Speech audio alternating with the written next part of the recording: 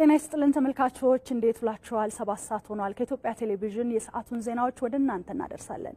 ከዜናዎቹ ጋር ኤልሻዳይ ወንድማገኝ ነኝ። አብራችሁን ሁኑ። በካንጂ ለአካል መችመከልቃል የሚታይና የሚሻገር ሆኗል። መለመን የበቃው መስጠት የጀመረ መቆሸሽ የበቃው ለጽዳት ምልክት የሆነ መጀመር ብቻ ሳይሆን መጨረስ የተለማመደ ለብልጽግና አስተማማኝ ፋውንዴሽን የጣለ ፓርቲ መሆን ይኖርብናል።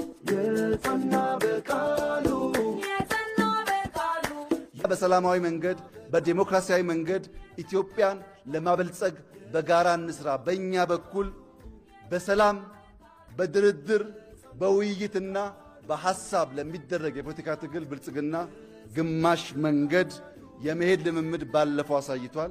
አሁንም አጠናክሮ ይቀጥላል። ዘውትር የሰራ ለቃል ኪዳን ቆሞ ይኸው ተበሰረ 5 ግራም ጠባ።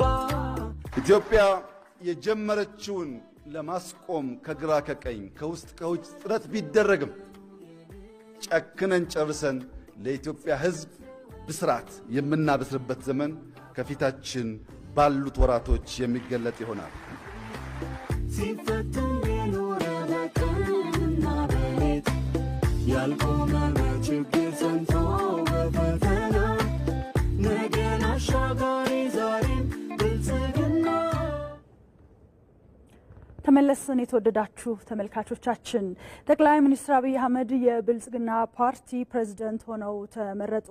ሶስተኛው ቀኑን የያዘው የብልጽግና ፓርቲ ሁለተኛ መደበኛ ጉባኤ ጠቅላይ ሚኒስትር አብይ አህመድን እጅግ ከፍተኛ በሆነ ድምጽ መርጧቸዋል።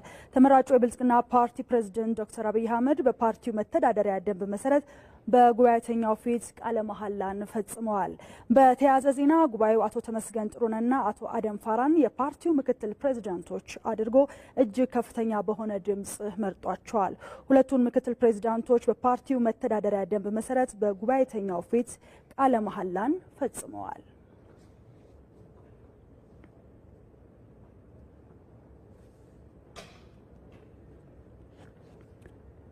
በተያያዘ ጠቅላይ ሚኒስትር አብይ አህመድ የብልጽግና ፓርቲ ፕሬዝዳንት ሆነው መመረጣቸውን ተከትሎ ጉባኤተኛው ደስታውን በእንኳን ደስ አሎት መልእክት እየገለጹ ይገኛሉ። ይህንን ሁነት የተመለከተውን ደግሞ በተንቀሳቃሽ ፎቶ እንከታተለው።